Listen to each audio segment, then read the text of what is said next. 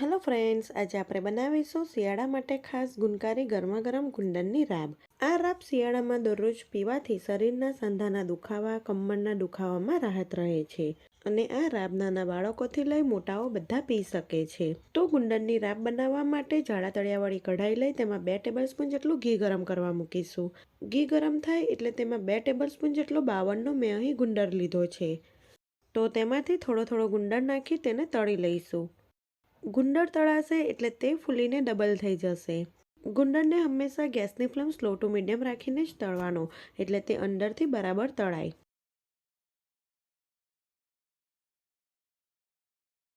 તો અહીં આપણો ગુંડર તળાઈ ગયો છે. તેને આપણે એક પ્લેટમાં કાઢી લઈશું. ફ્રેન્ડ્સ, તમને મારી રેસીપીઓ સારી લાગતી હોય અને હજી સુધી મારી ચેનલને સબસ્ક્રાઇબ ના કરી હોય તો પહેલાં સબસ્ક્રાઇબ કરજો. સબસ્ક્રાઇબ કરવું બિલકુલ ફ્રી છે.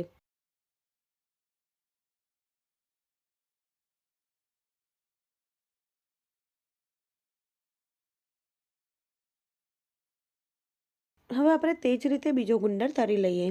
તો અહીં મેં બાકીનો બધો જ ગુંડર તળી લીધો છે અને ગેસની ફ્લેમ હમણાં બંધ કરી દઈશું. હવે એક વાડકીની મદદથી આપણે આ ગુંડરને આ રીતે ક્રશ કરી લેવાનો છે, તો ગુંડર સરળતાથી ક્રશ થઈ જશે.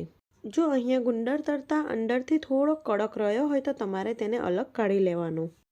આ રાબ શિયાળામાં કે ડિલિવરી પછી દરરોજ સવારે 1 બાઉલ પીવાથી કમરના અને સાંધાના દુખાવામાં રાહત રહે છે, સાથે હાડકાં પણ મજબૂત બને છે.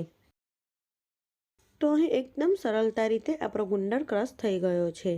હવે ફરીથી એ જ પેનમાં આપણે અડધી ટેબલસ્પૂન જેટલું ઘી ઉમેરી ગરમ થવા દઈશું. ઘી ગરમ થાય એટલે તેમાં 1 ચમચી જેટલો ઘઉંનો ઝીણો લોટ ઉમેરી શેકી લઈશું. અહીં લોટને તમારે સતત હલાવતા રહીને શેકવાનો છે. લોટ ગોલ્ડન બ્રાઉન કલરનો થાય ત્યાં સુધી તમારે તેને શેકવાનો છે. આટલો લોટ શેકાતા લગભગ 2 થી 3 મિનિટ જેટલો સમય લાગે છે.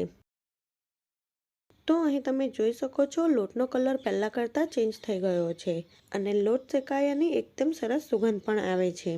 તો હવે આપણે તેમાં તળીને ક્રશ કરેલો ગુંડર ઉમેરી મિક્સ કરી લઈશું.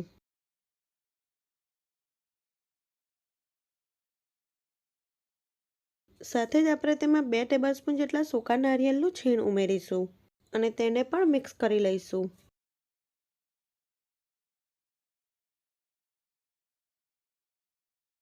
હવે આપણે તેમાં 2 ગ્લાસ જેટલું પાણી ઉમેરીશું અને ગેસની ફ્લેમ મીડિયમ રાખીને પાણીને ઉકળવા દઈશું. અહીં મેં 2 મોટી ચમચી જેટલો ગુંડર લીધો છે, એટલે હું અહીં 2 ગ્લાસ જેટલું પાણી ઉમેરું છું. આટલા માપથી તમે 2 થી 3 વ્યક્તિને સર્વ કરી શકો તેટલી ગુંડરની રાબ બને છે. પાણી આ રીતે થોડુંક ઉકળવા લાગે એટલે તેમાં 2 થી 3 ચમચી જેટલો ઝીણો સમારેલો ગોળ ઉમેરી દઈશું. સાથે જ આપણે તેમાં અડધી ચમચી ગંઠોડા પાવડર, અડધી ચમચી સૂંઠ પાવડર અને 1 ચમચી ખસખસ ઉમેરી બધું સારી રીતે મિક્સ કરી દઈશું. સાથે જ આપણે તેમાં 1 ટેબલસ્પૂન જેટલી બદામની કતરણ ઉમેરીશું અને ગેસની ફ્લેમ મીડિયમ રાખીને રાબને 2 થી 3 મિનિટ માટે ઉકળવા દઈશું. તો અહીં આપણી એકદમ પોષક તત્વથી ભરપૂર ગરમા-ગરમ ગુંડરની રાબ બની ગઈ છે. આપણે ગેસની ફ્લેમ બંધ કરી દઈશું અને આ ગુંડરની રાબને આપણે ગરમા-ગરમ જ સર્વ કરીશું. તો તમે આ શિયાળામાં ગુંડરની રાબની રેસીપી એક વખત જરૂરથી ટ્રાય કરજો. જો તમને રાબની રેસીપી સારી લાગી હોય તો વિડીયોને લાઇક કરજો અને મારી ચેનલને સબસ્ક્રાઈબ કરજો. ફરી મળીશું એક નવી રેસીપી સાથે. ત્યાં સુધી થેન્ક્સ ફોર વોચિંગ.